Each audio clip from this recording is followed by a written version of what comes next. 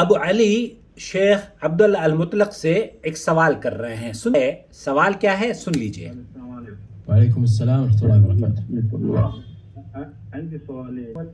شخص خارج المملكة طلب مني مبلغ. دو سوال ہیں. پہلا سوال یہ ہے کہ ایک آدمی سعودی عرب سے باہر ہے اور اس نے مجھ سے ادھار لیا ہے بعملة البلد التي هو بها. اور اس کرنسی میں اس نے ادھار لیا ہے جس ملک کا وہ رہنے والا ہے. مثال کے طور پر مجھ سے اگر کوئی پیسے لیتا ہے روپیز میں تو میں اسے روپیز میں انڈیا میں روپے منتقل کر دیتا ہوں. فأرسلت له من البنك بالريال وشرطت عليه يرده بالريال. تو یہاں ہم نے اس سے یہ شرط بھی رکھی تھی کہ جب آپ مجھے واپس لوٹائیں گے تو آپ کو ریال ہی مجھے لوٹانے پڑیں گے بعد عدة أشهر. بعد عدت اشہر, کچھ مہینے گزرنے کے بعد جب وہ اپنے قرض کو لوٹائے گا تو اسے ریال ہی لوٹانے ہوں گے. الحين العملة البلد اللي هو بها هبط المبلغ اللي العملة هبط بسعر فرق كبير جدا. اب جس ملک کا وہ رہنے والا ہے, مثال کے طور پر ہندوستان کا اگر کوئی رہنے والا ہے جس نے 1,00,000 روپے آج سے 25 سال پہلے لیے تھے تو ریال کی اس وقت قیمت یا روپے کی اس وقت قیمت بہت اسٹرانگ تھی.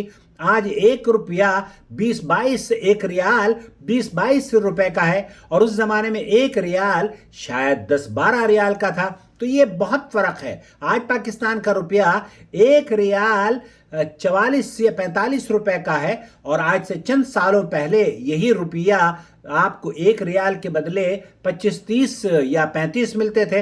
تو خاصا گراوٹ آئی ہے ان پیسوں میں جو کہ ہم نے ان کو ادھار دیے تھے. فكيف يردوا وسعر التحويل من البنك رسوم تحويل البنك من اب تحویل البنک کی عام طور پر بینک سے جب ہم ٹرانسفر کرتے ہیں تو بینک بھی ایک اپنی اجرت لیتا ہے کہ آپ 10-12 ریال ٹرانزیکشن یا پیسے کو ٹرانسفر کرنے کے لیے وہ آپ سے ایکسٹرا چارج کرتا ہے, جس کا حساب نہ ہی تو ادھار لینے والا دیتا ہے اور نہ ہی یہ مطالبہ کرنے والا, چونکہ یہ مجاملت سے کام لے رہا ہوتا ہے تو اس کو اگنور کرتا رہتا ہے.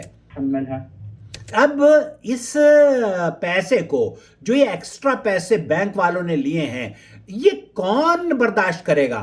اصولی طور پر کس کو ادا کرنے چاہیے؟ اصولی طور پر یہ کس کے ذمے میں جائیں گے, کس کے خانے میں داخل ہونے چاہیے؟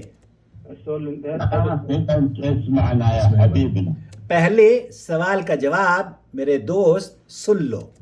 انت قرضته بالریال, آپ نے اس کو قرضہ ریال سے دیا ہے اور اس پر شرط بھی لگا دی ہے کہ آپ نے ریال ہی اس کو واپس کرنے ہیں. صحیح. انت تطالبه بالریال. انت تطالبه بالریال, تو آپ نے جس کرنسی میں اس کو معاہدہ کیا تھا اس کرنسی میں آپ اس سے مطالبہ کریں. لانك اقررت بالریال وشرطت عليه الريال بس هو قال لك وہاں جب آپ نے شرط لگا دی ہے کہ آپ کو میں جس کرنسی میں پیسے ٹرانسفر کر رہا ہوں لیکن مجھے ریال میں پیسے چاہیے. خير اصرفه وارسل لي مصروف. أليس كذلك؟ تمام. طب رسوم التحويل مين يتحملها؟ رسوم التحویل, وہ جو بینک کا ٹرانزیکشن کے اضافی پیسے ہیں وہ کون ذمہ دار ہونا چاہیے؟ بہت سارے لوگ ہیں مجھے بھی کہتے ہیں کہ آپ سعودی عرب سے آپ ہمارے اتنے پیسے ہمیں دے دیجئے اور ہم انڈیا میں آپ کو جب ہوں گے تب دے دیں گے. اب جو بینک ظاہر ہے کسی کے وہ کاروبار تو نہیں ہے نا یہ کسی کا بھی.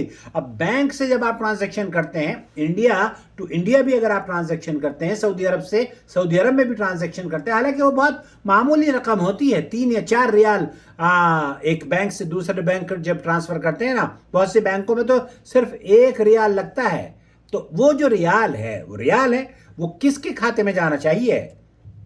رسوم التحويل يعني البنك خاصة من رسوم التحويل مثلا 30 ريال رسوم التحويل من يتحملها؟ عام طور پر انٹرنیشنل ٹرانزیکشنز 50 یا 30 ریال ہوتی ہے. المقرض ولا المقترض؟ يا أخي أليس هو قال لك حولها علي؟ ايوه هو اللي قال لك, هو الذي أمرك. هو اللي امارک شیخ کہہ رہے ہیں کہ اس نے جب آپ سے مطالبہ کیا ہے کہ پیسے آپ ٹرانسفر کریں اصولی طور پر تو یہ اسی کے خانے میں جانے چاہیے, اسی کے کھاتے میں جانے چاہیے جس نے 1,00,000 روپے لیے ہیں آپ سے اور وہ 50 روپے آپ نے بینک ٹرانزیکشنز کے بھی ایکسٹرا دیے ہیں. تو اس شخص کو بھی اتنی عقل ہونی چاہیے کہ ایک آدمی اگر بینک سے بھیج رہا ہے تو فری تو نہیں بھیج رہا نا, اس کے بھی تو پیسے خرچ ہو رہے ہوں گے. اور بہت سارے لوگ تو اتنی آنکھوں پر بٹی باندھ کر بیٹھ جاتے ہیں, بینک میں جانا آنے کا بھی بھائی میرے گھر بیٹھے تو نہیں لگتے نا.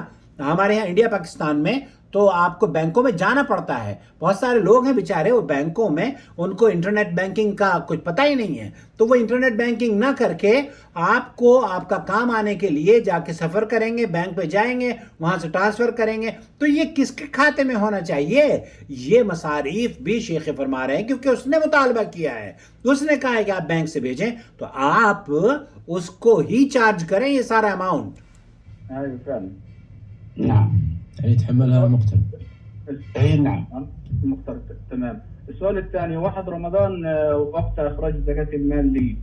یہاں شیخ نے جو میسج دیا ہے وہ یہ کہ آپ اگر قرض کسی کو دے رہے ہیں تو وہ قرض اصولی طور پر چونکہ ویلیو بہت زیادہ ڈیویلیو ہو جاتی ہے نا, اب ایک کرنسی سے دوسری کرنسی میں پیسے منتقل ہو گئے ہیں تو اس کی بھی رعایت مقروض کو دینی چاہیے اس کو بھی, چونکہ اس نے بہرحال 15-20 سال ہو گئے ہیں.